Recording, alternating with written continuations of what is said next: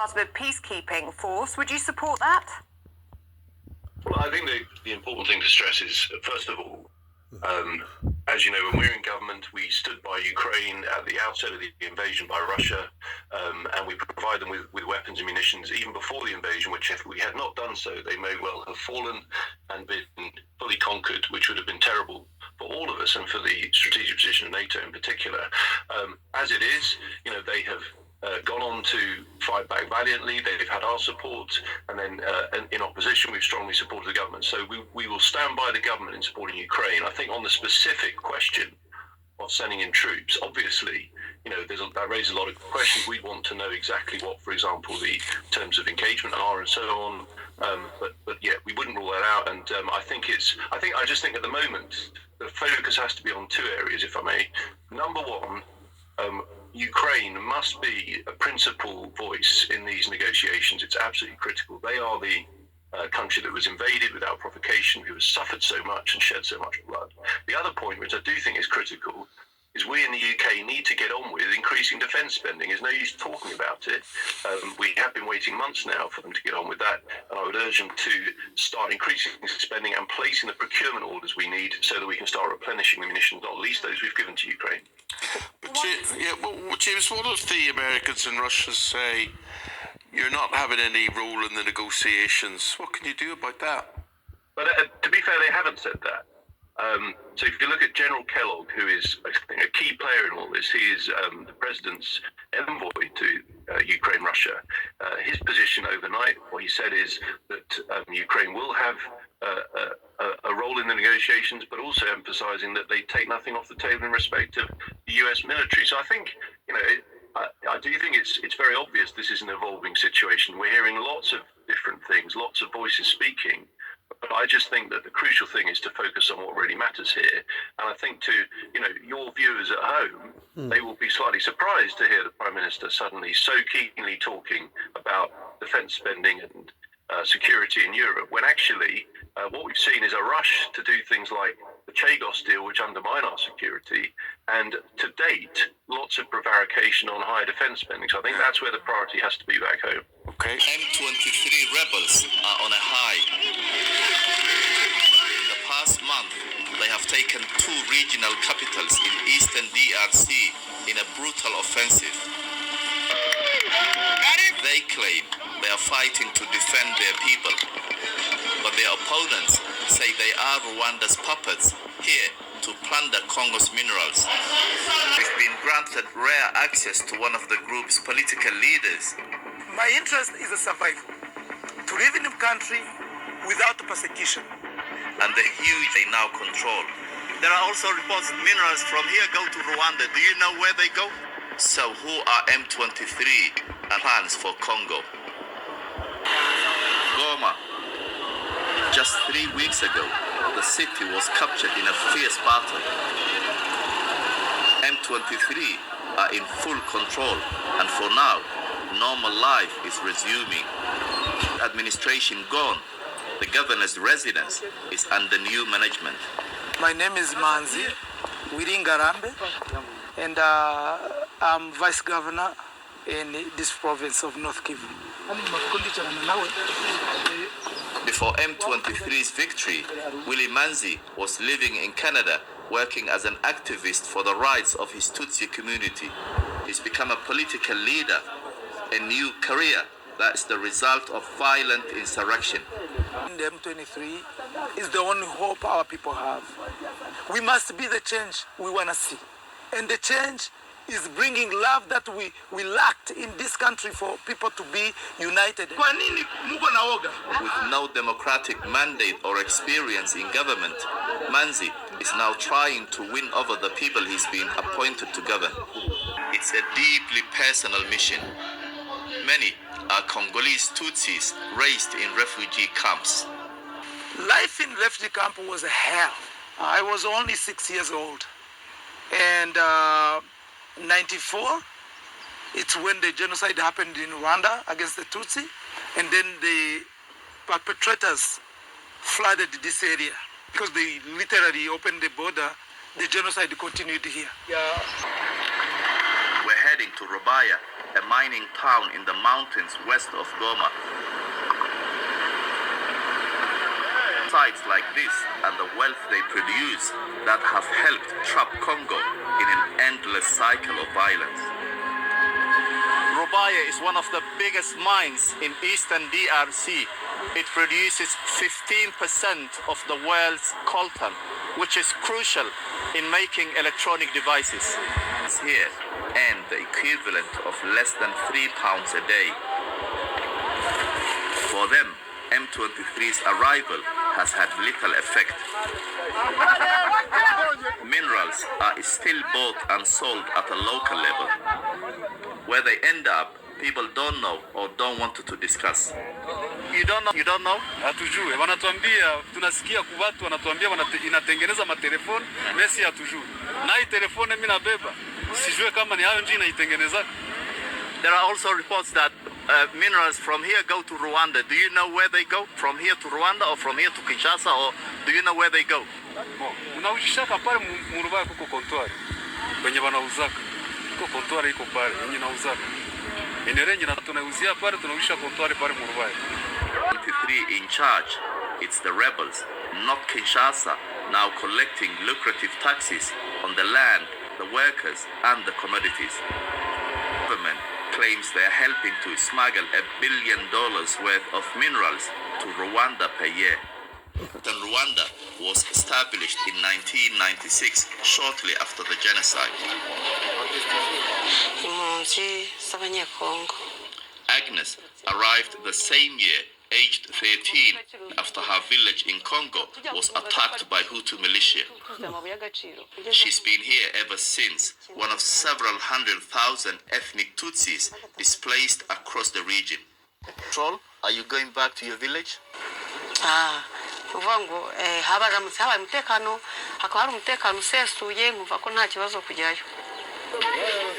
Places like this are the spiritual heart of M23's movement. For people here, they are not rebels, they are freedom fighters. Uburenganzira bwabo aribo bana bariyo bacu uko ari bato umutoya urabona ko ngiye umukuru afite imyaka 13 ariko ari mukuru namwohereza yakajya kurwanira uburenganzira ko akajya kurwanira uburenganzira bwacu.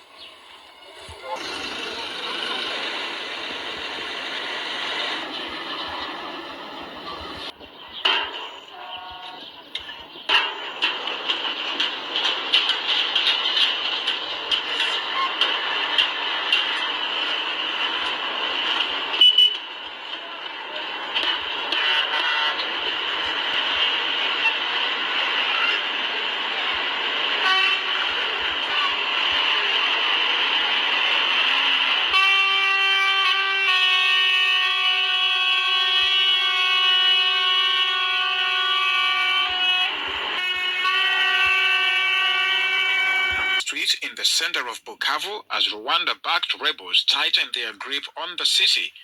Residents gradually started coming out again Monday after a weekend of tension.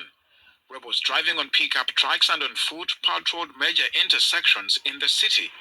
Now we thank God that the situation is okay. Even if we don't know what's coming, whatever happens, we shall live with it. Some shopkeepers and vendors took advantage of the tense calm to reopen their shops. Traffic also picked up on Monday afternoon. In the town of Bukavu, the situation is quite good, but not like normal days. You see, there is insecurity here and there, and people aren't moving around as they did before. Bukavu, which lies 100 kilometers south of Goma, fell to the M23 rebels on Sunday. Washington, but its consequences are being felt in rural KwaZulu-Natal, South Africa. Nezuko Majola has always had her HIV medication delivered to her. The funding freeze means she has to fetch it by herself. Transport is a big issue in this area, and we don't get regular visits from the mobile clinic. If you're going to rely on a mobile clinic, you often miss it because it doesn't keep regular times for people to rely on it. So it's going to be really difficult for us and other people who may not even know their status. The United States contributes around $400 million to South Africa's AIDS program. The funds are mainly channeled through NGOs to deliver life-saving medicines, contraceptives, and other services. This woman has been on treatment for about 30 years. We're being killed in this manner. We're going to die. You know, the day I heard that, I felt like I was dying.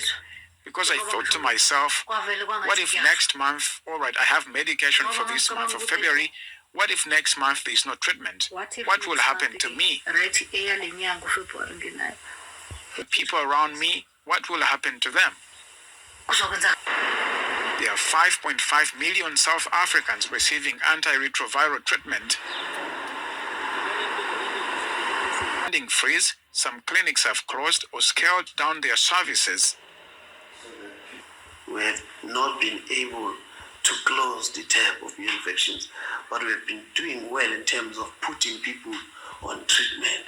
Because when you look at the number of people who are on treatment in this province, there is no other province that has put so many people, on treatment. But when we talk about all these people and saying over 1.6 million people, it tells you that we have this number. It's a good thing, in fact. It tells us that people, are alive because of the antiretroviral treatment.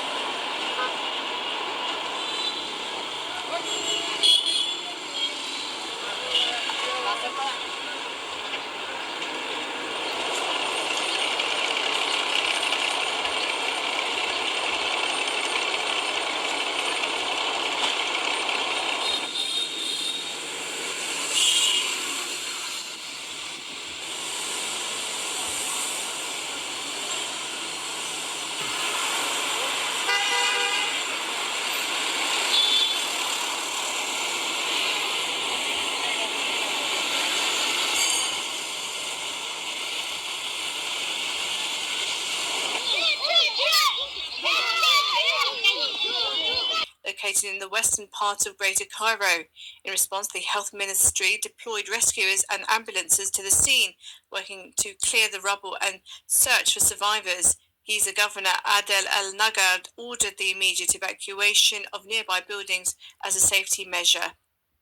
Reported at around 5 a.m., and local authorities acted quickly to secure the area. And forensic teams are now investigating the cause of the collapse. Giza Besigye was transferred back to prison on Monday after a brief medical emergency caused by his ongoing hunger strike, which has now lasted a week. Four-time presidential candidate Giza Besigye, who has been in detention since his abduction from Kenya on November 16, 2024, is infirm and experiences episodes of hypertension, according to his lawyer, Arias Lukwago. The 68-year-old politician has been on hunger strike for some days, protesting of his arrest and detention.